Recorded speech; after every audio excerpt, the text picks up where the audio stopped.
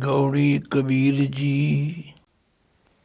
ਬਿਨ ਸਤ ਸਤੀ ਹੋਏ ਕੈਸੇ ਨਾਰ, ਪੰਡਤ ਦੇਖੋ ਹਿਰਦੈ ਵਿਚਾਰ।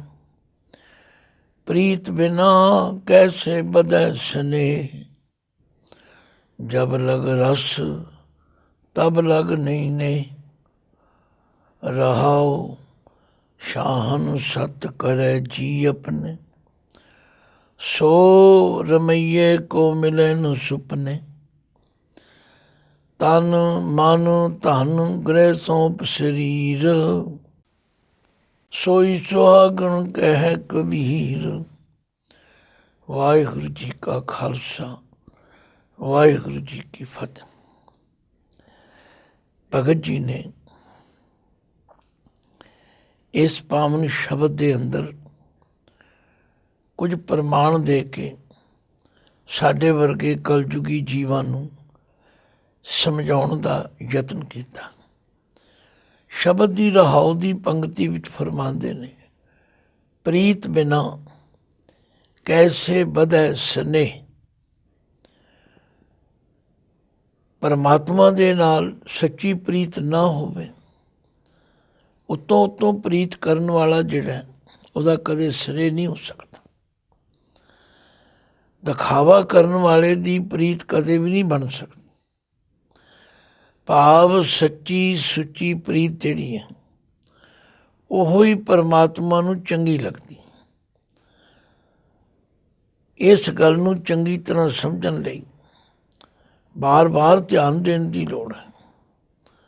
ਭਗਤ ਫਰੀਦ ਜੀ ਨੇ ਕਿਹਾ, ਦਿਲੋਂ ਮੁਹੱਬਤ ਜਿਨ ਸੇਈ ਸੱਚਿਆ, ਜਿਨ ਮਨ ਹੋਰ ਮੁਖ ਹੋਰ ਸੇ ਕਾਂਡੇ ਕੱਚਿਆ। ਜਿਨ੍ਹਾਂ ਦੇ ਮਨ ਵਿੱਚ ਕੁਝ ਹੋਰ ਤੇ ਮੂੰਹ 'ਚ ਕੁਝ ਹੋਰ। ਮੂੰਹ ਤੋਂ ਤਾਂ ਇਹ ਜ਼ਾਹਰ ਕਰਦੇ ਨੇ ਕਿ ਅਸੀਂ ਹਰ ਵੇਲੇ ਪਰਮਾਤਮਾ ਨਾਲ ਜੁੜੇ ਹੋਏ, ਪਰ ਅੰਦਰੋਂ ਧਿਆਨ ਕਿਸੇ ਹੋਰ ਪਾਸੇ ਲੱਗਾ ਹੋਇਆ। ਕਹਿਣ ਦਾ ਮਤਲਬ ਕਿ ਸੱਚੀ ਸੁੱਚੀ ਪ੍ਰੀਤ ਤੋਂ ਬਿਨਾਂ ਉਹਦੇ ਨਾਲ ਕਦੇ ਸਨੇਹ ਪਿਆਰ ਬਣ ਹੀ ਨਹੀਂ ਸਕਦਾ। ਸਾਡੇ ਵਰਗੇ ਦੁਨੀਆਦਾਰਾਂ ਨੂੰ ਵੀ ਸਮਝਾਇਆ ਔਰ ਇਹ ਪ੍ਰਮਾਣ ਦੇ ਕੇ ਪਰਮਾਤਮਾ ਨਾਲ ਸੱਚੀ ਪ੍ਰੀਤ ਕਰਨ ਦੀ ਪ੍ਰੇਰਨਾ ਕੀਤੀ।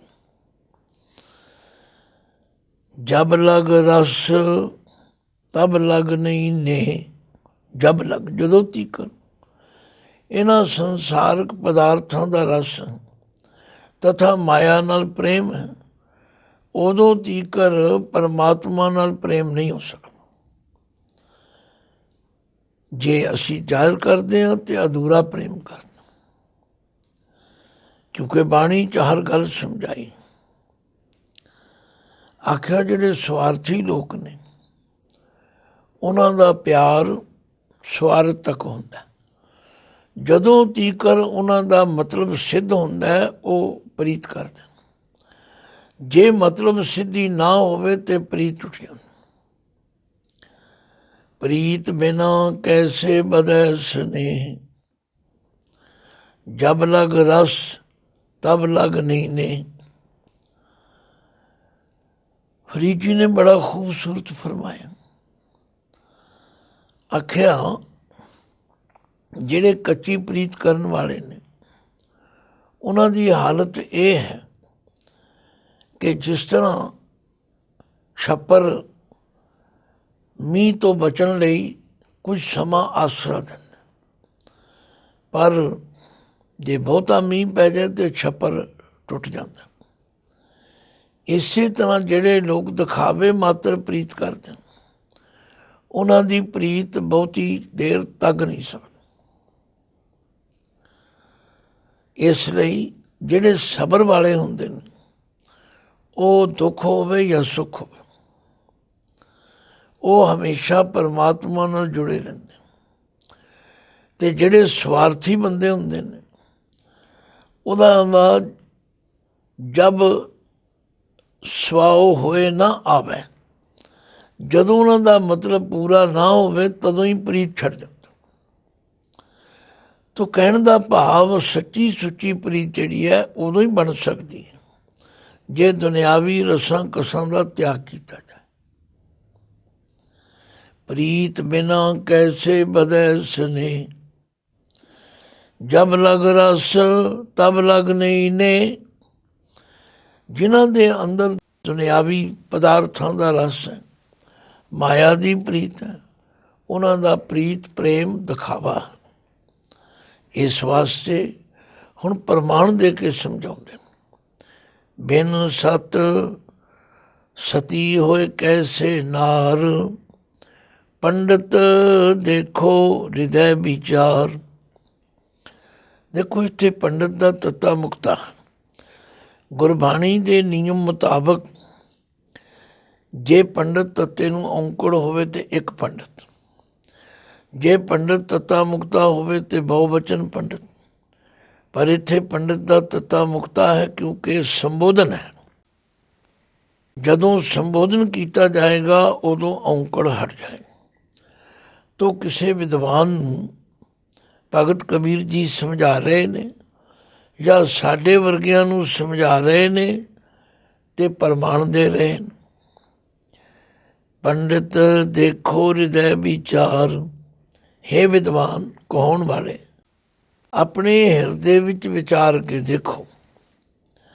ਬਿਨ ਸਤ ਸਤੀ ਹੋਏ ਕੈਸੇ ਨਾਰ। ਜਦੋਂ ਤੀਕਰ ਕਿਸੇ ਇਸਤਰੀ ਦਾ ਸਤ ਆਚਰਨ ਕਰੈਕਟਰ ਉੱਚਾ ਨਹੀਂ, ਉਦੋਂ ਤੀਕਰ ਉਹ ਸਤੀ ਕਿਵੇਂ ਹੋ ਸਕਦੀ। ਹੁਣ ਦੇਖੋ ਇੱਥੇ ਸਤ ਦਾ ਤੱਤਾ ਮੁਕਤਾ ਹੈ। ਆਮ ਤੌਰ 'ਤੇ ਅਸੀਂ ਵਿਚਾਰ ਕਰਦੇ ਹਾਂ, ਇਹ ਸਮਝਾਉਂਦੇ ਹਾਂ ਕਿ ਗੁਰਬਾਣੀ ਵਿੱਚ ਸੱਤ ਤਿੰਨ ਤਰ੍ਹਾਂ ਦਾ। ਇੱਕ ਸਤ ਤੱਤਾ ਮੁਕਤਾ ਹੈ, ਸਤ ਤੱਤੇ ਨੂੰ ਔਂਕੜ ਹੈ, ਇੱਕ ਸਤ ਤੱਤੇ ਨੂੰ ਸਿਆਰੀ। ਪਰ ਇੱਥੇ ਸਤ ਤੱਤਾ ਮੁਕਤਾ ਹੈ, ਪਰ ਬਿਨ ਦੇ ਨੰਨੇ ਨੂੰ ਔਂਕੜ ਲੱਗੇ। ਇਸ ਲਈ ਉਹ ਸਤ ਦਾ ਜਿਹੜਾ ਔਂਕੜ ਸੀ ਉਹ ਬਿਨ ਨੂੰ ਲੱਗੇ। ਬਿਨ ਸਤ, ਬਿਨਾਂ ਕਰੈਕਟਰ ਤੋਂ, ਬਿਨਾਂ ਉੱਚੇ ਆਚਾਰ ਤੋਂ ਸਤੀ ਹੋਏ ਕੈਸੇ ਨਾਰ।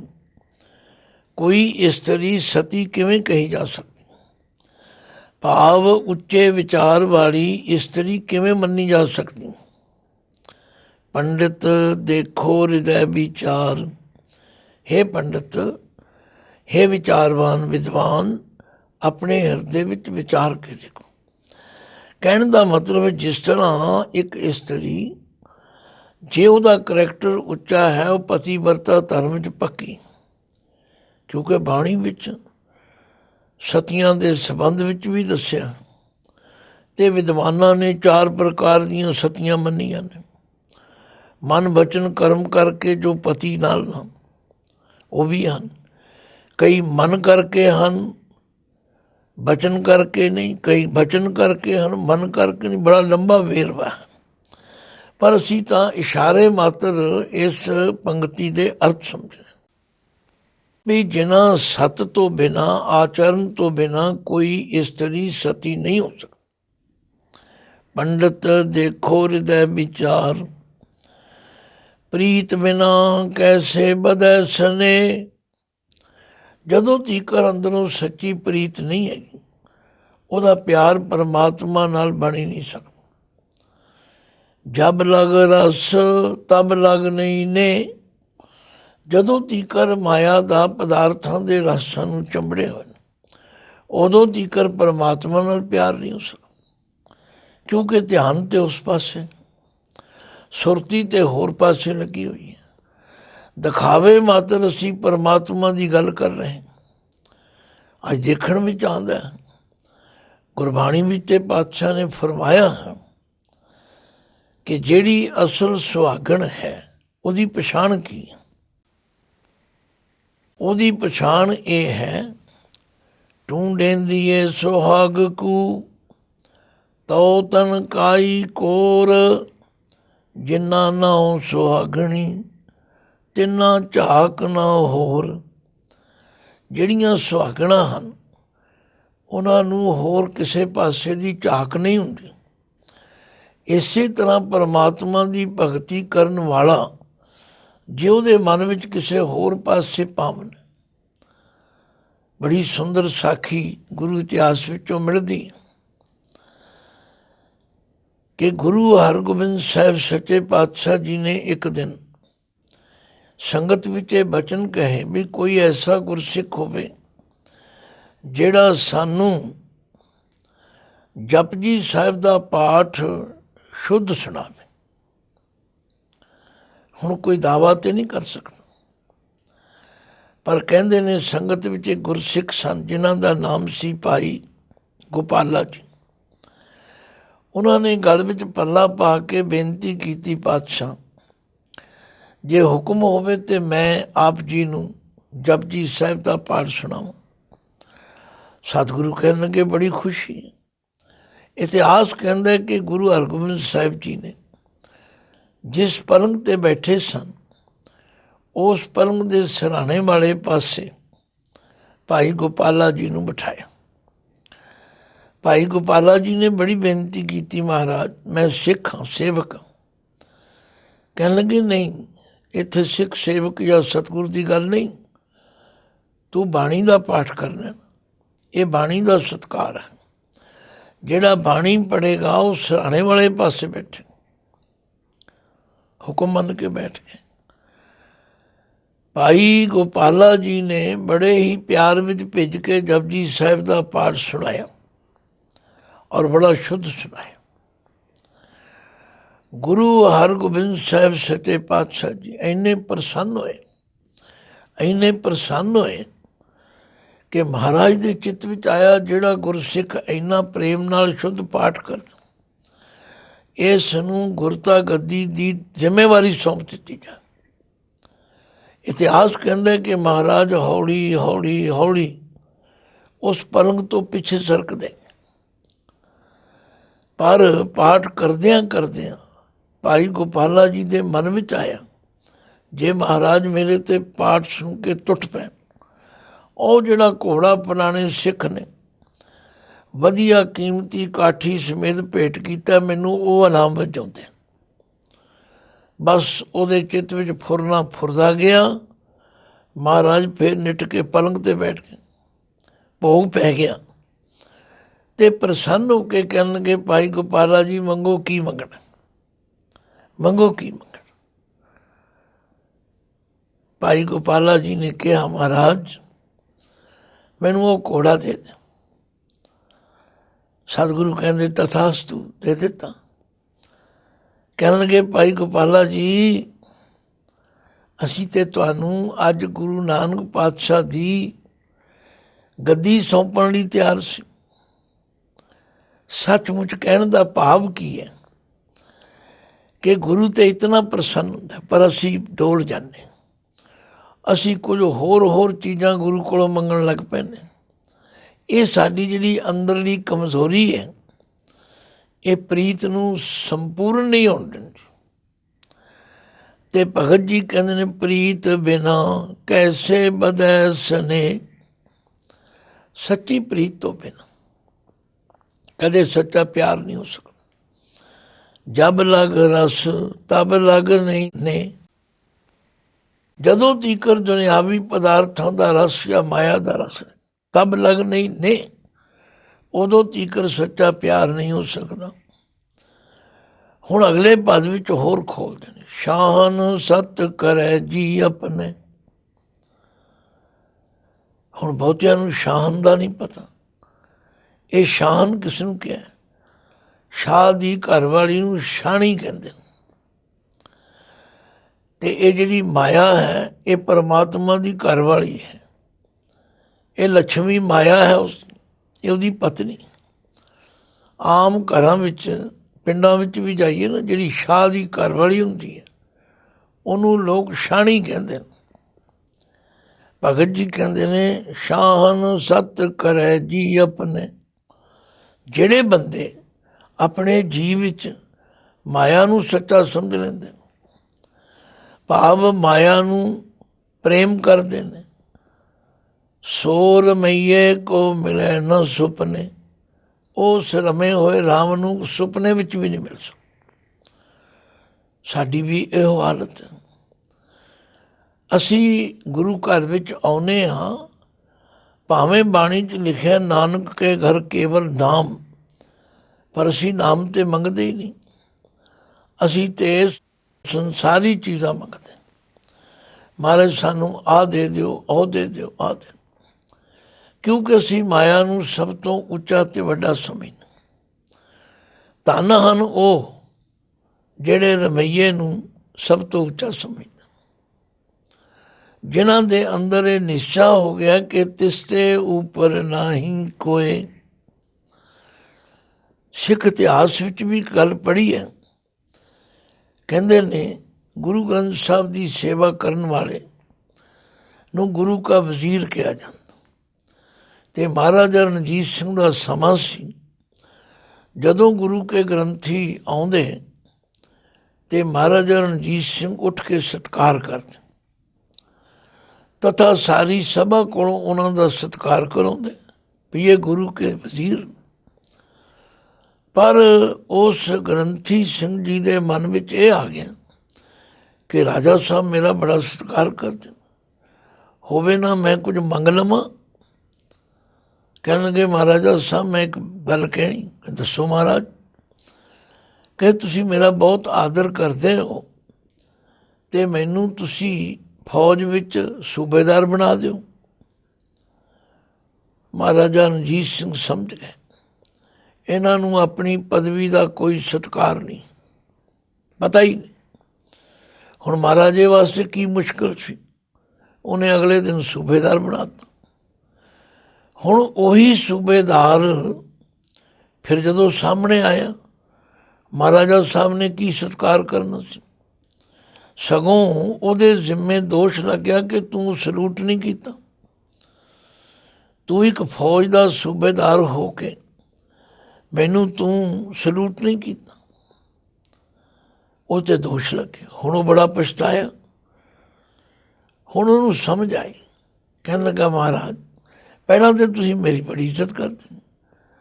ਮਹਾਰਾਜਾ ਰਣਜੀਤ ਸਿੰਘ ਕਹਿਣ ਲੱਗੇ ਮੈਂ ਤੁਹਾਡੀ ਇੱਜ਼ਤ ਕਰਕੇ ਨਹੀਂ ਸੀ ਕਰਦਾ, ਮੈਂ ਤਾਂ ਆਪਣੇ ਗੁਰੂ ਦੀ ਇੱਜ਼ਤ ਕਰਦਾ ਸੀ, ਪਰ ਤੁਹਾਨੂੰ ਆਪਣੀ ਪਦਵੀ ਦਾ ਅਹਿਸਾਸ ਨਹੀਂ।